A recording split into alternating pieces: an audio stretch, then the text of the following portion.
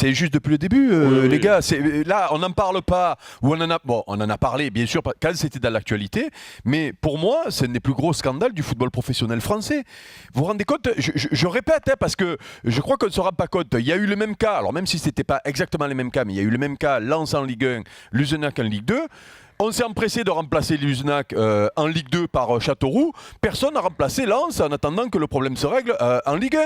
C'est ça le problème. Et donc, on a tué un club, c'est-à-dire que la DNCG, la Ligue ont tué un club de Ligue 1. Et les CPF, parce que bien sûr, les clubs professionnels, notamment les présidents, ont tout fait pour pas les réintégrer, hein, puisqu'ils nous ont sorti l'histoire du stade après coup, alors que c'était pas ça au début. Donc après, on explique qu'il faut faire des travaux dans le stade, mais Luzenac attend d'avoir la certitude de monter pour faire les travaux, donc ça veut dire que ça se mord la queue, ça jamais ça se fera. Donc on a tué un club, voilà, le monde professionnel a tué un club qui a gagné la montée sur le terrain. Ils peuvent même pas repartir en national parce que bien sûr on les a même pas comptés en national du coup. Non mais vous vous rendez compte, parce que si c'est un autre club, imaginons si il arrive ça en Ligue 1 ou un truc avec un club, même à Lens par exemple, qui est malgré tout un club emblématique. Imagine, il arrive la même chose à Lens, mais il y a une révolution. Et là, un club disparaît, tout le monde s'en cague. Le foot professionnel a manqué un rendez-vous. Je ne parle pas de la Ligue, mais des clubs.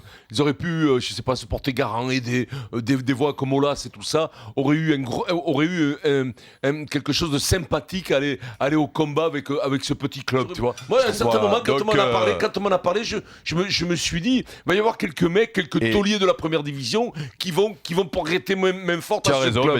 Mais je te le jure, c'est pour ça que j'en parle ce soir. Parce que je me suis dit, je vais passer pour un luberlu de penser ça. Mais sincèrement, je pensais que quelques clubs allaient tu as raison. Tu as raison. Et justement, après cette histoire-là, Vincent, il faudra plus que et la Ligue et la Fédé, parce que même si la Fédé n'a rien à voir dans l'histoire d'un championnat professionnel, dans cette histoire-là, malgré tout, parce que c'est un petit club du Zunac, tu vois, ils auraient pu aussi.